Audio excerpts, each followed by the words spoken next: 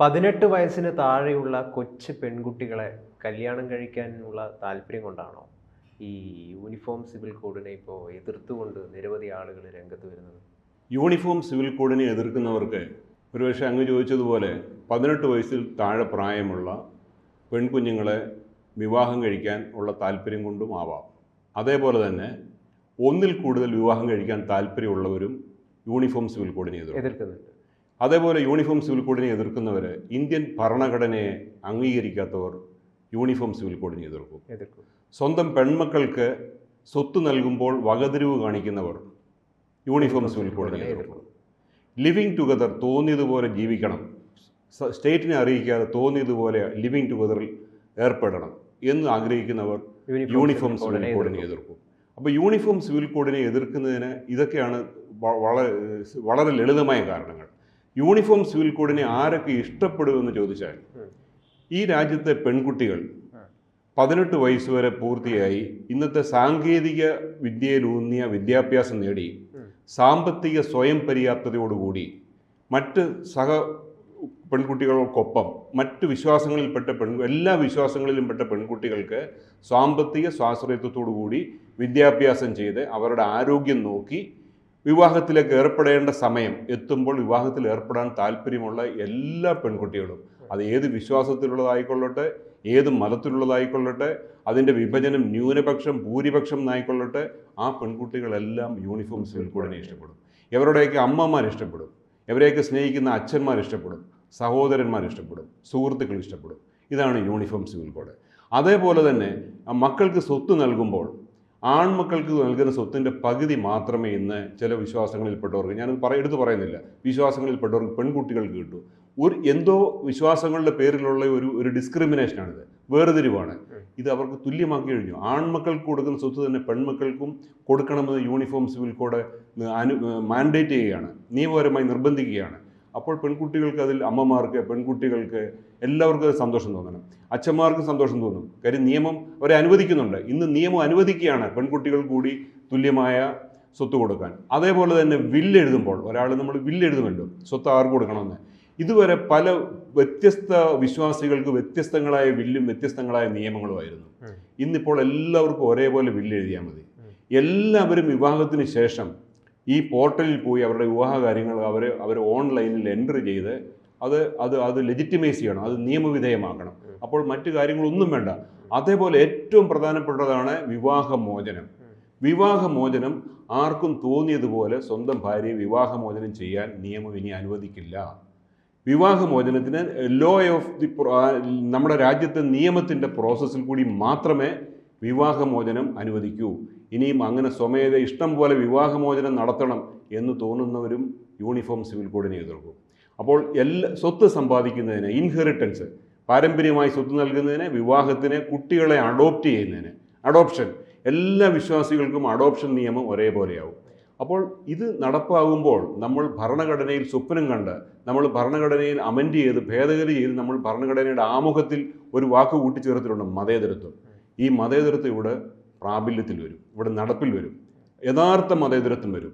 അപ്പോൾ മതത്തിനെ അടിസ്ഥാനമാക്കി യാതൊരുവിധ വകതിരിവും ഡിസ്ക്രിമിനേഷനും പാടില്ല എന്നാണ് ആർട്ടിക്കിൾ 15 പറയുന്നത്.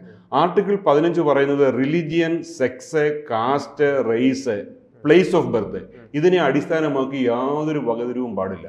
പക്ഷേ ഇപ്പോൾ ഇവിടെ നിലവിലുണ്ടായിരുന്നു. ഉദാഹരണത്തിന് ഇതെന്താണിത്? കോൺസ്റ്റിറ്റ്യൂഷൻ ഓഫ് ഇന്ത്യൻ ഭരണഘടന. ഇതിൻ്റെ അനുച്ഛേദം 44 ഒന്ന് വായിക്കും. അനുച്ഛേദം 44, ഭരണഘടനയുടെ അനുച്ഛേദം 44. The state shall endeavor to secure for the citizens a uniform civil code throughout the territory of India. നമ്മുടെ അംബേദ്കറും എഴുതിയ ഭരണഘടനയാണിത്. ഇതിൻ്റെ അനുച്ഛേദം 44 പറയുന്നത് ഈ ഇന്ത്യയുടെ ടെറിട്ടറി മുഴുവൻ യൂണിഫോം സിവിൽ കോഡ് നടപ്പാക്കണം. അപ്പോൾ നമ്മളിത് ഉയർത്തിപ്പിടിക്കുമ്പോൾ പുസ്തകം ഉയർത്തിപ്പിടിച്ചാൽ പോരെ, ഇതിൻ്റെ ഓരോ അനുച്ഛേദങ്ങളും നടപ്പിലാക്കാനുള്ള ആത്മാർത്ഥത കാണിക്കണം. ആർട്ടിക്കിൾ 44, അനുച്ഛേദം 44 ഇന്ത്യൻ ഭരണഘടനയിൽ പറയുകയാണ്, ഈ ടെറിട്ടറിയിൽ, ഇന്ത്യ എന്ന് പറയുന്ന ഭൂമിശാസ്ത്രപരമായ ഈ അതിർത്തി പ്രദേശത്തിനുള്ളിൽ യൂണിഫോം സിവിൽ കോഡ് നടപ്പാക്കണം. സ്വാതന്ത്ര്യം കിട്ടി 77 വർഷം, ഇത്രയും കാലമായിട്ടും യൂണിഫോം സിവിൽ കോഡ് നടപ്പാക്കാൻ കഴിഞ്ഞിട്ടില്ല. അതിൻ്റെ മുന്നോടിയായിട്ട് ഈ ഉത്തരാഖണ്ഡ് എന്ന് പറയുന്ന സംസ്ഥാനത്ത് യൂണിഫോം സിവിൽ കോഡ് നടപ്പാക്കിയിരിക്കുകയാണ്. ഇനി മറ്റ് സംസ്ഥാനങ്ങൾക്ക് നടപ്പാക്കാം, ദേശീയ തലത്തിൽ നടപ്പാക്കാം. ഇത് നടപ്പാക്കേണ്ടത് മതേതര ഇന്ത്യയുടെ ആവശ്യമാണ്. മതത്തിൻ്റെ അടിസ്ഥാനത്തിലുള്ള വിവേചനം ഒഴിവാക്കി എല്ലാവർക്കും ഒരേ വിശ്വാസം, എല്ലാവർക്കും ഒരേ വ്യക്തി നിയമങ്ങൾ നടപ്പാക്കുന്നതിൻ്റെ ആദ്യ പടിയായിട്ട് ഒരു സംസ്ഥാനം ഇത് നടപ്പാക്കിയിരിക്കുകയാണ്. ഇതിനെ വളരെ പുരോഗമനപരമായ ഒരു നീക്കമായിട്ട് കാണണം. കാരണം ഈ ഹിന്ദു മതത്തിൽ നിലനിന്ന ചില അനാചാരങ്ങളുണ്ട്. ഇതൊക്കെ ഓരോ കാലത്തും അതാത് നിയമനിർമ്മാണത്തിലൂടെ മാറ്റുകയുണ്ടായി. ഇവിടെ സതി എന്ന് പറയുന്ന ഒരു വലിയൊരു അനാചാരം നിലനിന്നിരുന്നു. അത് 1829 തന്നെ ഒരു നിയമത്തിലൂടെ സതി നിരോധിക്കുകയുണ്ടായി. അതുപോലെ ഹിന്ദു മതത്തിൽ ബാല്യവിവാഹം ഉണ്ടായിരുന്നു. കൊച്ചുകുട്ടികളെ, പെൺകുട്ടികളെ വിവാഹം കഴിക്കുന്ന ഒരു സമ്പ്രദായം ഉണ്ടായിരുന്നു. അത് 1929 ചൈൽഡ് മാരേജ് പ്രൊഹിബിഷൻ ആക്ടിലൂടെ അത് ഇല്ലാതാക്കി. അത് ഇവിടെ സ്ത്രീധനം വ്യാപകമായി നിലനിന്നിരുന്നു. ഇന്നും അത് ഉണ്ടാകും, പക്ഷേ നിയമപരമായിട്ട് അതിനെ ചോദ്യം ചെയ്യാം. 1961 ഡൗറി പ്രൊഹിബിഷൻ ആക്ട് വഴി സ്ത്രീധനം നിരോധിച്ചു. അപ്പോൾ ഒരു വിശ്വാസത്തിൽ നിലനിന്ന അനാചാരങ്ങളെ നിയമം മൂലം മാറ്റിയിട്ടുണ്ട്. എല്ലാവരും ഇതിന് തയ്യാറാകണം. പെൺകുട്ടികളുടെ ഉയർച്ച, ഉത്കർഷം, അവരുടെ വിദ്യാഭ്യാസം, അവരുടെ സാമ്പത്തിക സ്വാശ്രയത്വം, അതാണ് ഏറ്റവും എല്ലാ വിശ്വാസങ്ങൾക്കും നല്ലതും രാഷ്ട്രത്തിന് നല്ലതും. അപ്പോൾ അതിന് അനുകൂലമായ ഒരു സ്റ്റെപ്പാണ് നമ്മൾ ഇപ്പോൾ എടുത്തിരിക്കുന്നത്. അതിനെ എല്ലാവരും അനുകൂലിക്കണം, അനുമോദിക്കുകയാണ് വേണ്ടത്. ഇത് കേരളത്തിലേക്ക് വരാൻ വേണ്ടിയിട്ട് എത്ര നാളെടുക്കും? അത് കേരളത്തിലെ ഈ ഉത്തരാഖണ്ഡിലെ മുഖ്യമന്ത്രിയാണ് ഇത് നടപ്പാക്കിയത്. ഇവിടുത്തെ ഭരണാധികാരികൾ ഉത്തരാഖണ്ഡ് മുഖ്യമന്ത്രിയെ അനുകരിച്ചാൽ മതി. ഇതിനെ അദ്ദേഹം നല്ല ഭരണ സംവിധാനങ്ങൾ, ഇപ്പോൾ ഇവിടെ ഗുജറാത്തിൽ പോയി കേരളത്തിലെ ഭരണ സംവിധാനം ഗുജറാത്തിൽ പോയി ഗുജറാത്തിലെ ഡാഷ്ബോർഡ്, അതായത് ഗുജറാത്തിൽ എങ്ങനെയാണ് സമയബന്ധിതമായ വികസനം നടപ്പാക്കുന്നത് എന്ന് പഠിക്കാൻ ഇവിടുന്ന് ഒരു കൂട്ടം ഭരണാധികാരികൾ പോയിരുന്നു. ഇവിടുത്തെ ഈ LDF സർക്കാരിൻ്റെ പ്രതിനിധികളാണ് ഗുജറാത്തിൽ പഠിക്കാൻ പോയത്. അപ്പോൾ ഇവിടെയും പഠിക്കാൻ വന്നിട്ടുണ്ട്. ഇവിടെ ജനകീയ ആസൂത്രണം എങ്ങനെയാണ് നടക്കുന്നത് അറിയാൻ മറ്റ് സംസ്ഥാനങ്ങളിൽ നിന്ന് വന്നിട്ടുണ്ട്. അതുപോലെ ഇവിടുത്തെ മുഖ്യമന്ത്രി ഒരു പഠന സംഘത്തിനെ ഉത്തരാഖണ്ഡിലേക്ക് അയച്ചിട്ട് ഇത് നടപ്പാക്കുന്നത്, എന്നാൽ പഠിച്ച് ഇവിടെ നടപ്പാക്കാവുന്നേ ഉള്ളൂ. യൂണിഫോം സിവിൽ കോഡ് ഓൾറെഡി നിലവിലുള്ള ഒരു സംസ്ഥാനം ഇന്ത്യയിലുണ്ട്, ഗോവ. അത് പോർച്ചുഗീസുകാരുടെ യൂണിഫോം സിവിൽ കോഡ് 1867 മറ്റോ ഇവിടെ അവർ നടപ്പാക്കിയ യൂണിഫോം സിവിൽ കോഡ് ഇപ്പോഴും ഇവിടെ അതേപോലെ നിലനിൽക്കുന്നുണ്ട്. യൂണിഫോം സിവിൽ കോഡ് ഇവിടെ പുതിയൊരു സംവിധാനമല്ല, ഇവിടെ നിലനിൽക്കുന്നുണ്ട്. ഇതിനെതിരെ നമ്മുടെ സുപ്രീം കോടതി നിരന്തരം പറഞ്ഞുകൊണ്ടിരിക്കുകയാണ് യൂണിഫോം സിവിൽ കോഡ് നടപ്പാക്കണം. കാര്യം ഭരണഘടനയിലുണ്ട്. ഇത് directive principles of state policy എന്ന് പറയുന്ന ഭാഗത്ത് ഭരണഘടന സ്റ്റേറ്റിനോട് ആവശ്യപ്പെട്ടിരിക്കുകയാണ്. ആർട്ടിക്കിൾ 44 ഇവിടെ യൂണിഫോം സിവിൽ കോഡ് നടപ്പാക്കണമെന്ന്. അതുകൊണ്ട് സുപ്രീം കോടതി എല്ലാ തരം കേസുകൾ വരുമ്പോഴും പറയും യൂണിഫോം സിവിൽ കോഡ് നടപ്പാക്കണം, അതിന് പ്രായോഗിക ബുദ്ധിമുട്ടുകളുണ്ടാവും. 85 ഷബാനോ കേസിലാണ് പറഞ്ഞത്. ഷബാനോ എന്ന് പറയുന്ന സ്ത്രീയെ മൊഴി ചൊല്ലിയപ്പോൾ അവർക്ക് ജീവനാംശം നൽകണമെന്ന് പറയുകയും രാജീവ് ഗാന്ധി ഒരു നിയമം നിർമ്മിച്ചിട്ട് പറഞ്ഞു വേണ്ട, മൊഴി ചൊല്ലുന്ന ഭർത്താവ് കൊടുക്കേണ്ട, മറ്റു രീതി ഭർത്താവ് കൊടുക്കേണ്ട ബാധ്യത ഇല്ലാതെ നിയമം അമെൻഡ് ചെയ്ത രാഷ്ട്രീയ പാർട്ടിയുണ്ട് ഇവിടെ. അപ്പോൾ അവർക്കൊക്കെ ഇതൊരു വലിയ തിരിച്ചടിയാണ്. പ്രധാനമായിട്ടും കോൺഗ്രസിനുള്ള തിരിച്ചടിയാണ്. അതെ, ഭരണഘടന ഉയർത്തിപ്പിടിക്കുമ്പോൾ ഭരണഘടനയിലെ ആർട്ടിക്കിൾ 44 ബാധകമാണ്. ആർട്ടിക്കിൾ 44 അംബേദ്കറും ഭരണഘടനയെ അപ്പോൾ ഇവിടെ BJP സർക്കാർ ഉയർത്തിപ്പിടിച്ചിരിക്കുകയാണ് ചെയ്യുന്നത്. ഇപ്പം നേരത്തെ വായിച്ച അതിൽ തന്നെ കൃത്യമായിട്ട് പറയുന്നു യൂണിഫോം സിവിൽ കോഡ് നടപ്പിലാക്കണം എന്ന് പറഞ്ഞുകൊണ്ട്. അപ്പോൾ ഈ ഭരണഘടനയെ ഉയർത്തിപ്പിടിക്കണം എന്ന് പറയുന്ന കോൺഗ്രസ് തന്നെ ഇത്തരം നിയമങ്ങൾ രാജ്യത്ത് കൊണ്ടുവരുമ്പം അംഗീകരിക്കാതെ അതിനെ വിമർശിക്കുകയാണ് ചെയ്യുന്നത്. സാക്ഷാൽ നെഹ്റു 1954 സ്പെഷ്യൽ മാരേജ് ആക്ട്, അതുവരെ Hindu marriage act, Christian marriage act, Parsi act ഒക്കെ ആയിരുന്നു നിലവിലുണ്ടായിരുന്നത്. അപ്പോൾ ഏത് വിഭാഗത്തിൽപ്പെട്ട ആളുകൾക്കും കോമൺ ആയിട്ട് വിവാഹം രജിസ്റ്റർ ചെയ്യാൻ വേണ്ടി സ്പെഷ്യൽ മാരേജ് ആക്ട് 1954 ഉണ്ടാക്കി. അന്ന് നെഹ്റു പറഞ്ഞു ഇത് യൂണിഫോം സിവിൽ കോഡിലേക്കുള്ള ചുവടുവയ്പ്പാണ്. ഇനി നമ്മൾ അടുത്തതായിട്ട് പോകുന്നത് യൂണിഫോം സിവിൽ കോഡിലേക്കാണെന്ന് സാക്ഷാൽ പണ്ഡിറ്റ് ജവഹർലാൽ നെഹ്റു തന്നെ പറഞ്ഞിട്ടുണ്ട്. അപ്പോൾ കോൺഗ്രസ് പാർട്ടി ഇതിനെ എതിർക്കേണ്ട യാതൊരു കാര്യമില്ല. ഇവിടെ എടുത്തു പറയേണ്ട മറ്റൊരു വിമർശനങ്ങൾ പല നേതാക്കന്മാരും ഇതിനോടകം ഉന്നയിച്ചിട്ടുണ്ട്. അത് വോട്ട് ബാങ്ക് രാഷ്ട്രീയത്തിന്റെ ഭാഗമായിട്ടായിരിക്കും. ഇവിടെ മറ്റൊരു കാര്യം, നമ്മുടെ IPC-യിലെ സെക്ഷൻ 494, ഇപ്പോൾ IPC മാറിയിട്ടത് ഭാരതീയ ന്യായ സംഹിതയായി. അവിടെ വന്നപ്പോൾ സെക്ഷൻ 82 ബൈഗമി, അതായത് ഒരു ജീവിത പങ്കാളി ജീവിച്ചിരിക്കുമ്പോൾ രണ്ടാമതൊരു വിവാഹം കഴിച്ചു കഴിഞ്ഞാൽ അതൊരു ക്രിമിനൽ ഒഫൻസാണ് ഇവിടെ. അത് എല്ലാവർക്കും ബാധകമല്ല, മനസ്സിലായി. ഇസ്ലാം മതവിശ്വാസികൾക്ക് അത് ബാധകമല്ല. പക്ഷെ ഇതിലൂടെയൊക്കെ പറയുന്നത് രാജ്യത്തിൻ്റെ ഒരു നേരത്തെ തന്നെ ഉയർന്നു കേൾക്കുന്ന ഒരു ക്ലീശ ചോദ്യമാണ്.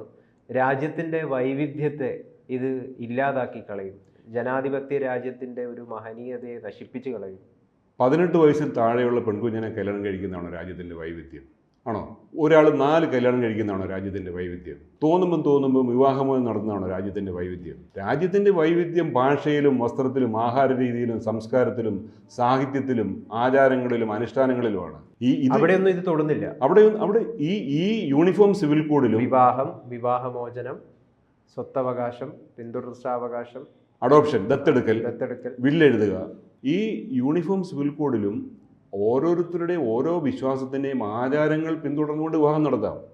പക്ഷെ വിവാഹം നടത്തുമ്പോൾ പെൺകുട്ടികളുടെ ഈ ഹിന്ദുസിലെ തന്നെയുള്ള പല കമ്മ്യൂണിറ്റീസും ഇപ്പം പല രീതിയിലായിരിക്കും ഈ വിവാഹ ചടങ്ങുകൾ നടത്തുക. ഇതേ രീതിയിൽ നടത്താൻ പറ്റുമോ? വിവാഹത്തിൻ്റെ ആചാര അനുഷ്ഠാനങ്ങളെല്ലാം അതേപോലെ പിന്തുടരാം. വ്യത്യസ്തങ്ങളായ ആചാരങ്ങളെല്ലാം പിന്തുടരാം. യൂണിഫോം സിവിൽ കോഡ് ആവശ്യപ്പെടുന്നത് പെൺകുട്ടിക്ക് 18 വയസ്സ് പൂർത്തിയായിരിക്കണം, ആൺകുട്ടിക്ക് 21 വയസ്സ് പൂർത്തിയായിരിക്കണം. എന്നിട്ട് ഇപ്പോൾ ഇവർ ഉത്തരാഖണ്ഡിൽ നടപ്പാക്കിയതനുസരിച്ച് അത് അതിൻ്റെ പോർട്ടലിൽ ഓൺലൈനായിട്ട് രജിസ്റ്റർ ചെയ്യണം, സ്റ്റേറ്റിനെ അറിയിക്കണം. ഇനി ലിവിങ് ടുഗദർ അടുത്ത കാലത്തായിട്ട് വിവാഹത്തിന് ശേഷം വന്ന ഒരു ഇൻസ്റ്റിറ്റ്യൂഷനാണ്, ഒരു സംവിധാനമാണ്.